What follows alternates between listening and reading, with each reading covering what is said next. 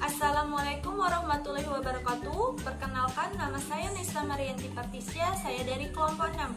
Baiklah, kami kali ini akan menjelaskan tentang sedikit masalah penyesuaian diri dan adaptasi. Seperti yang kita ketahui bahwa setiap manusia akan melakukan penyesuaian diri, baik penyesuaian diri secara biologis maupun secara sosial.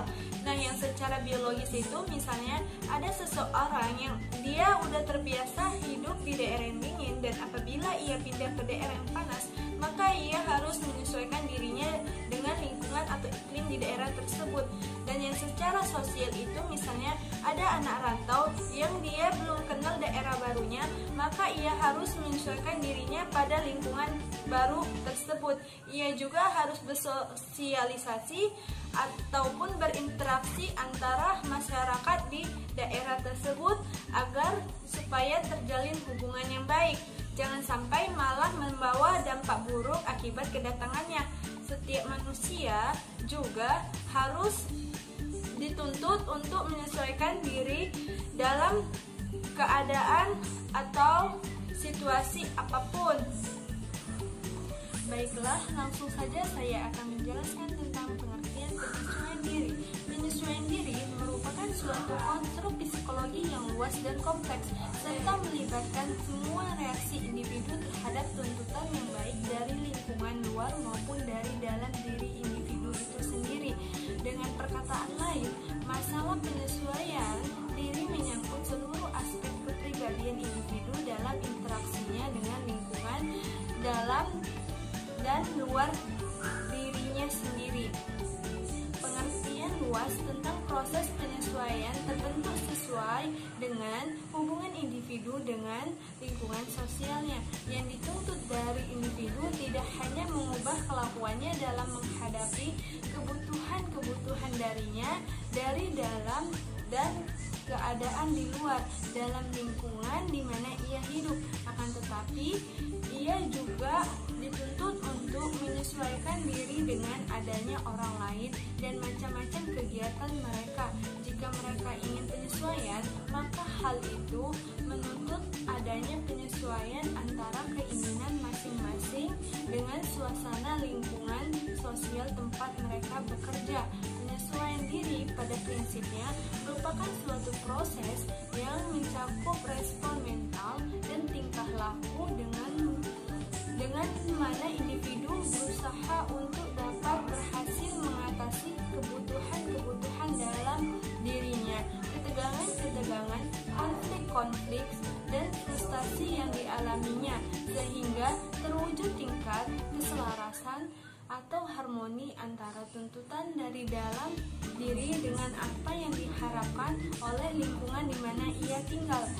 Menurut Schneider pada tahun 1984, penyesuaian diri yaitu suatu proses yang mencakup respon-respon mental, behavioral yang diperjuangkan individu agar dapat berhasil menghadapi kebutuhan-kebutuhan internal, ketegangan, frustasi, konflik, serta untuk menghasilkan kualitas keselarasan antara tuntutan dari dalam diri individu dengan tuntutan dari luar diri individu tersebut atau lingkungan tempat individu berada.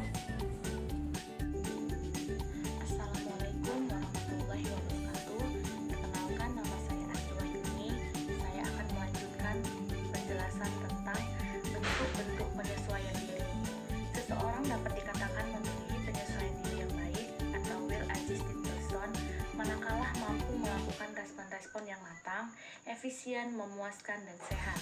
Dikatakan efisien artinya mampu melakukan respon dengan melakukan dan mengeluarkan tenaga dan waktu sehemat mungkin.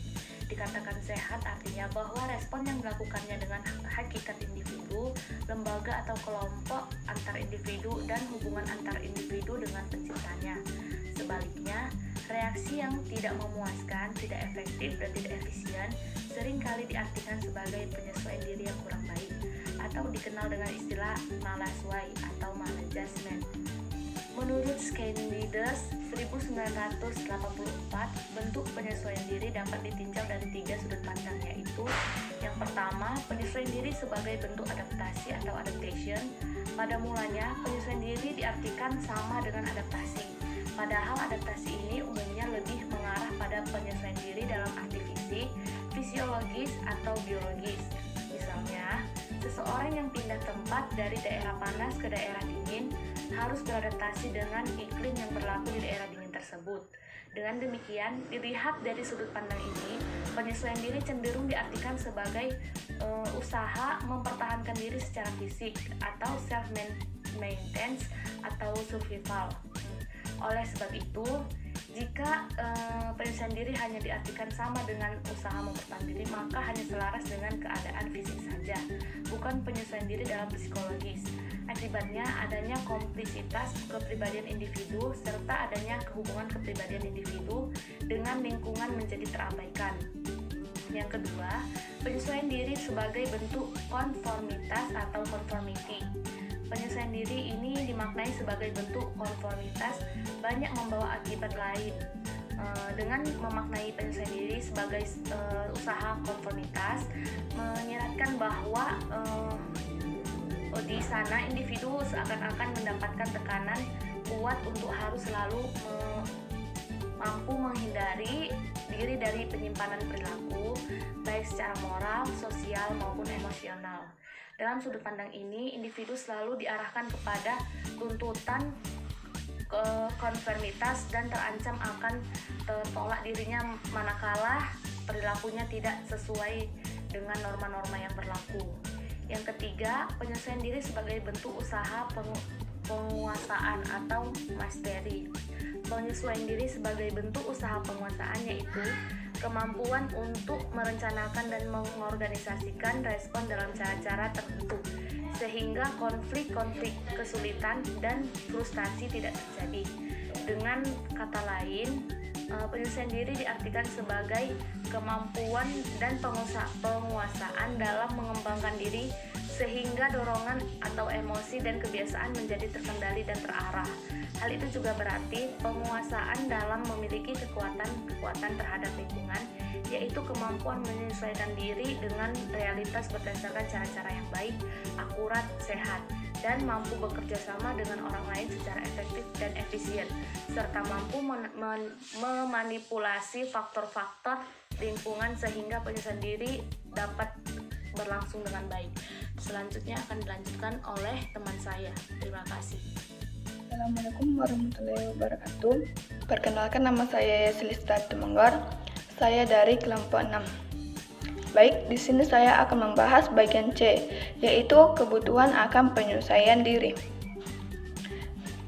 Nilai terakhir bagi individu dari hasil-hasil pendidikannya terletak pada sampai sejauh manakah apa yang telah dipelajarinya atau proses yang telah dilaluinya. Sesuai bagi dirinya untuk penyesuaian yang wajar terhadap kebutuhan-kebutuhan hidupnya sendiri dan terhadap tuntutan-tuntutan yang datang dari masyarakat. Ia membawakan pengalaman-pengalaman pendidikannya dalam jumlah kebulatan yang beberapa abilitas-abilitas, keinginan-keinginan, dan sikap-sikap.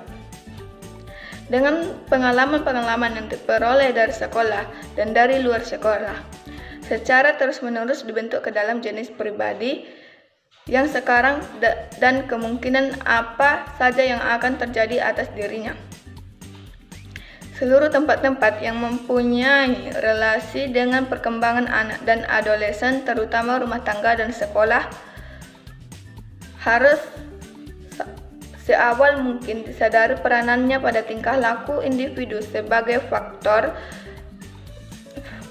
yang berarti dalam memberi gambaran pencapaian kepuasan dan produktivitas.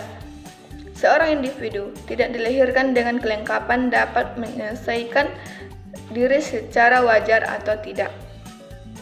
Dalam hal ini, potensi-potensi fisik, mental, dan emosional dipengaruhi dan dibentuk oleh faktor-faktor lingkungan, di mana ia menemukan dirinya bahwa adjustment adalah maladjustment itu berkembang berangsur-angsur.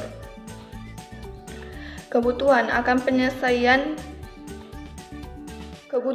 penyesuaian diri sangatlah penting dan perlu adanya penyesuaian diri yang sehat, yaitu meliputi 1. Kematangan emosional mencakup aspek-aspek, yaitu kemantapan suasana kehidupan emosional, kemantapan suasana kehidupan kebersamaan dengan orang lain, kemantapan untuk santai, gembira, dan menyatakan kejengkelannya, dan sikap dan perasaan terhadap kemampuan dan kenyataan diri sendiri. 2. Kematangan intelektual mencakup aspek-aspek, yaitu kemampuan mencapai wawasan diri sendiri, kemampuan memahami orang lain dan keragamannya, kemampuan mengambil keputusan, dan keterbukaan dalam mengenal lingkungan. 3. Kematangan sosial mencakup aspek-aspek, yaitu keterlibatan dalam partisipasi sosial, kesediaan kerjasama, kemampuan kepemimpinan, sikap toleransi, keakraban dan pergaulan. Tanggung jawab mencakup aspek-aspek, sikap produktif dalam mengembangkan diri, melakukan perencanaan dan melaksanakan secara fleksibel, sikap altruisme, empati, bersahabat dan hubungan interpersonal, kesadaran akan etika dan hidup jujur, melihat perilaku dari segi konsekuensi atas dasar sistem nilai, dan kemampuan bertindak independen. Nama saya Korima Wardah, saya akan menjelaskan tentang kesimpulan. Penyesuaian diri merupakan suatu konstruksi psikologi yang luas dan kompleks, serta melibatkan semua reaksi individu terhadap tuntunan yang baik dari lingkungan luar maupun dari dalam individu itu sendiri. Menurut Schneider 1984, bentuk penyesuaian diri dapat ditinjau dari 3 sudut pandang, yaitu penyesuaian diri sebagai bentuk adaptasi, penyesuaian diri sebagai bentuk konformitas, penyesuaian diri sebagai bentuk usaha penguasaan. Kebutuhan akan penyesuaian diri sangatlah penting dan perlu adanya penyesuaian diri yang sehat, yaitu meliputi kematangan emosional, kematangan intelektual, kematangan sosial, dan tanggung jawab.